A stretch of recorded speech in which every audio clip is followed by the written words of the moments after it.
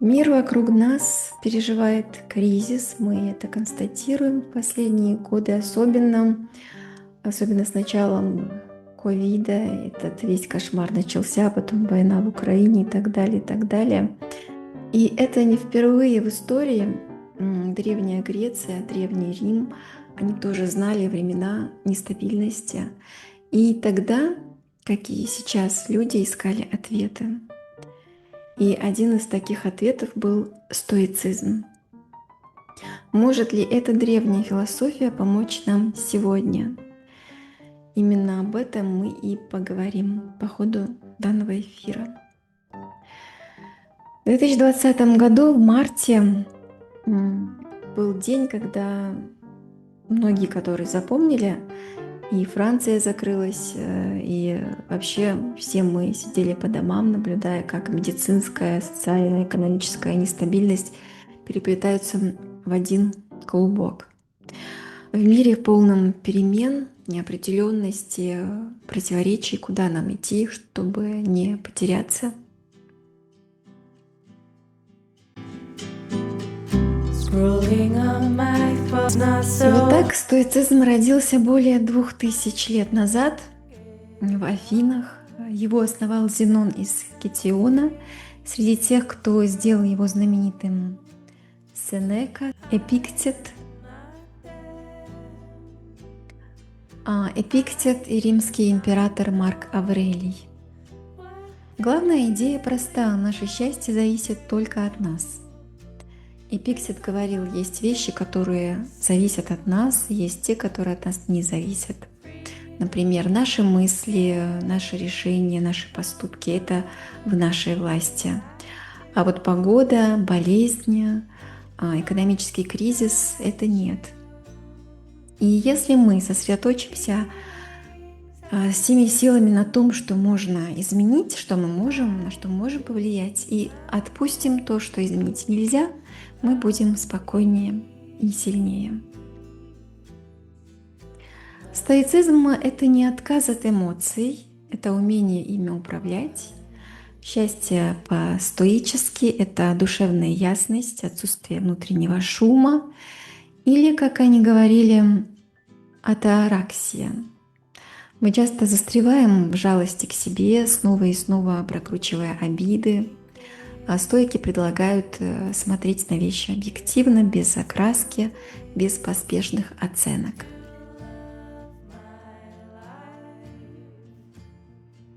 Марк Аврелий советовал: не желай, чтобы события шли так, как тебе хочется.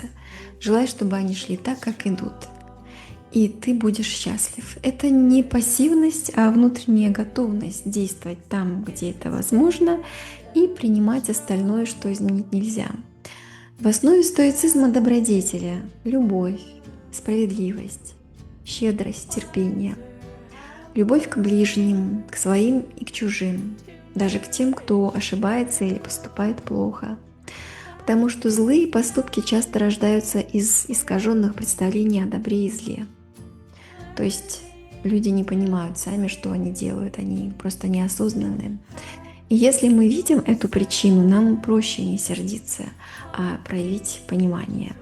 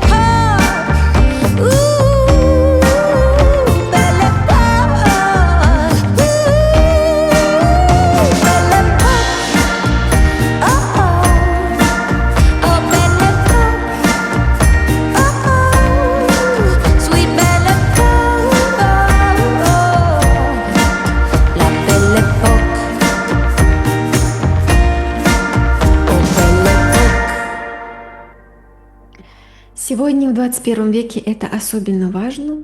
Легко впасть в раздражение, закрыться, стать мизантропом.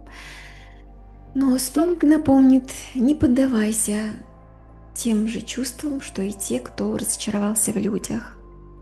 И мы видим примеры в разгар пандемии, как было, когда весь мир замер, люди продолжали делать добро.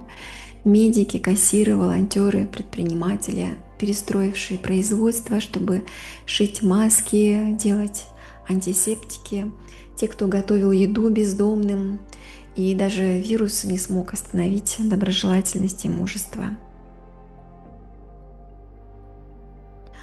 Марк Аврелий говорил: «Сделал ли я что-то полезное для других, значит, я сделал полезное и для себя». Стоицизм не устарел, это не просто философия античности, а способ жить здесь и сейчас, сохраняя внутренний покой, действуя там, где ты можешь это делать, отпуская то, что не зависит от нас. И, возможно, именно в этой древней мудрости ответ на наши современные вопросы. Елусика!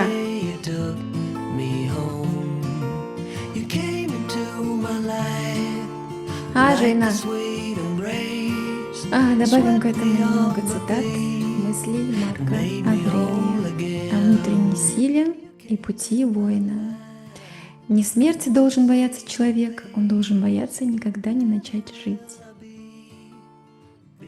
Для счастливой жизни нужно совсем немного. Все дело в самом человеке, его образе мышления.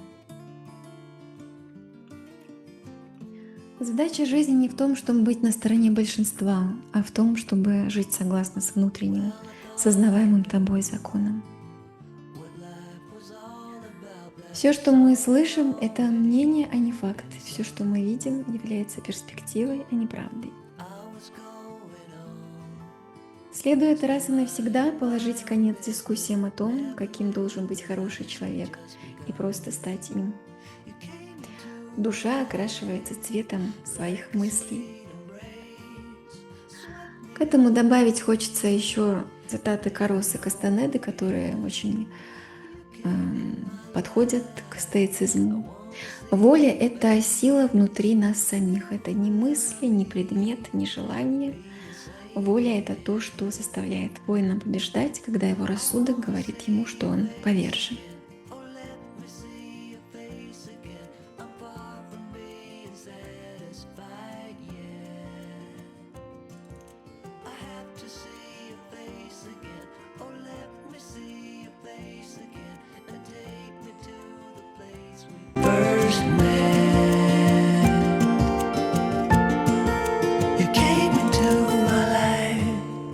Like a sweet embrace, swept me off my feet and made me whole again.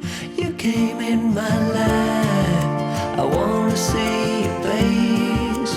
Never will I be the same again. Never will I be the same. Путь без сердца никогда не бывает радостным. Ты слишком серьезно себя принимаешь, ты слишком чертовски важен в своих собственных глазах. Это должно быть изменено. Главная помеха большинства людей — внутренний диалог. Когда человек научится останавливать его, все становится возможным. Когда мы видим мир глазами любви, он открывает нам свои лучшие стороны. Борясь за свою жизнь, ты не чувствуешь боли. Если ты что-нибудь почувствуешь, так это ликование. Страх — это прекрасный спутник.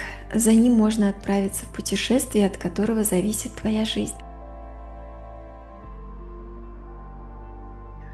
Воин относится к миру как к бесконечной тайне, а к тому, что делают люди, как бесконечные глупости. Имеется в виду суетливость, ненужная спешка, придавание важности каким-то мелочам. Чем больше окружающие знают, что вы собой представляете и что от вас следует ожидать, тем сильнее это ограничивает вашу свободу.